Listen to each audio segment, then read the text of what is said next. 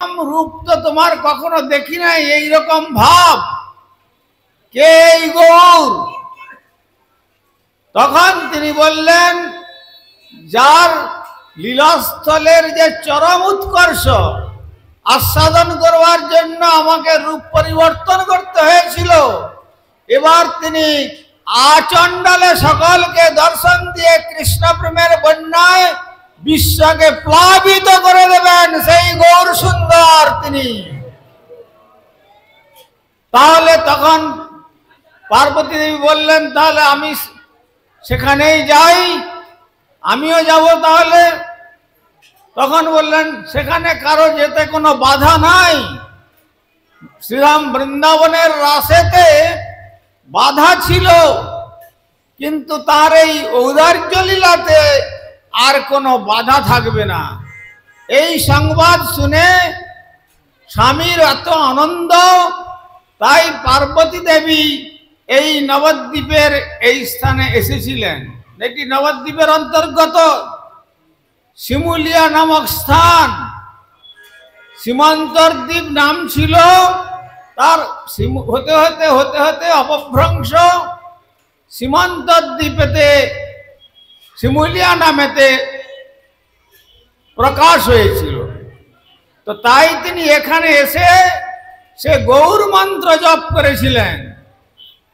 সেই গৌর মন্ত্র জপ করার পর শ্রীমান মহাপ্রভু সপার্শ্বরে এসে আর দুবাহু তুলে শ্রী হরিনাম সংকীর্তন করে সকলকে যখন কৃষ্ণ প্রেমের বন্যায় ভাসিয়ে দিয়েছিলেন, তখন সেই দুর্গা দেবী চিন্তা করলেন, এ মতাবস্থায় এত সুযোগ যখন আমার এসেছে, তাই সেই মহাপ্রভুর চরণের ধুলি নিয়ে আর সীমান্তে ধারণ করলেন।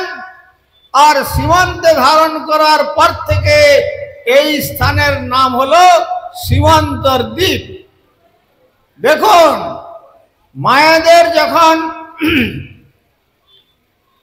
যৌবনেতে পাত্রস্থ করেন পিতামাতা, তখন তাদের স্বামী ওই নববধূর স্মৃতিতে সিঁদুর পরিয়ে দেয়, তাই না? কিন্তু সে সিঁদুর আর সকলের সারা জীবনের জন্য অনেকের থাকে না। দেখবেন অনেক মায়েদের স্মৃতির সিঁদুর মুছিয়ে নিয়ে চলে গেছে।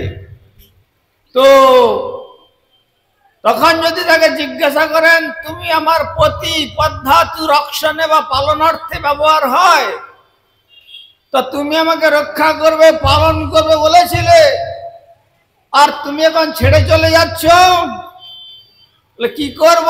কালের করাল কবলে আমাকে এখন গ্রাস করেছে, আর আমি তোমাকে রক্ষা করতে পারলাম না। আমার যে দেওয়া জিনিস সিঁদুর সিঁদুর, আমি তাই নিয়ে চলে যাচ্ছি। কিন্তু পার্বতী দেবী এই মহাপ্রভুর চরণধুলিকে স্মৃতিতে রঞ্জিত করে যখন রাখলেন, তখন মহাপ্রভুর সব ভক্তগণ মিলে বলছেন, আজ সীমান্তিনী দেবীর যে পতিদেব, যে শ্রী পরমানন্দে গৌর নাম কীর্তন করতে করতে তিনি কি হয়েছেন? মৃত্যুঞ্জয়, আর মৃত্যুকে জয় করেছেন। সুতরাং এই স্থানের যে স্মৃতির ধুলি, এই ধুলি আর সীমান্তনী দেবীকে কোনদিন মুছতে হবে না। নিরন্তর প্রতি সেবা করে তিনি তার জীবনকে ধন্য করবেন। তাই যারা সৌভাগ্যবান সৌভাগ্যবতী, বিশেষ করে মায়েরা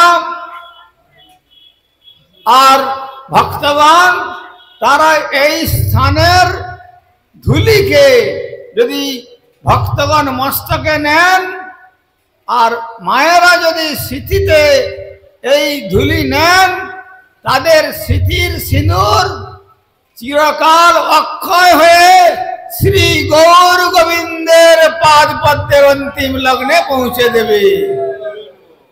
অতএব আর কি করবে? ভক্তপদ ধুলি আর ভক্তপদ জল, ভক্তভুক্ত শেষ, এই তিন সাধনার বল। এই তিন সাধনা হইতে কৃষ্ণ প্রেমা হয়, পুনঃ পুনঃ সর্বশাস্ত্রে ফুকারিয়া কয়। সমস্ত শাস্ত্র জলদ গম্ভীর স্বরে ঘোষণা করেছেন, যদি ভক্তের ধুলি কে সম্মান করবার আমাদের সৌভাগ্য ঘটে, তাই শ্রীমান মহাপ্রভু স্বয়ং ভগবান হলেও তিনি ভক্তভাব অঙ্গীকার করে এসেছিলেন। সেই জন্য একাধারে তিনি আচার্য, একাধারে তিনি ভগবান। তাই নিজে আচরণ করে জগৎকে শিক্ষা দিয়েছেন। তাই সেই আচার্যরূপী গৌর সুন্দরের চরণধূলি যদি আমরা মস্তকে নিতে পারি, তাহলে মায়েদের আর কখনো বৈধর্য দশা হবে না। শ্রীকৃষ্ণ তাদের নিরন্তর সংরক্ষণ করে পতিরূপে তাদের সকলকে পালন করবেন। তিনি হচ্ছেন পতিগণের পরম পতি।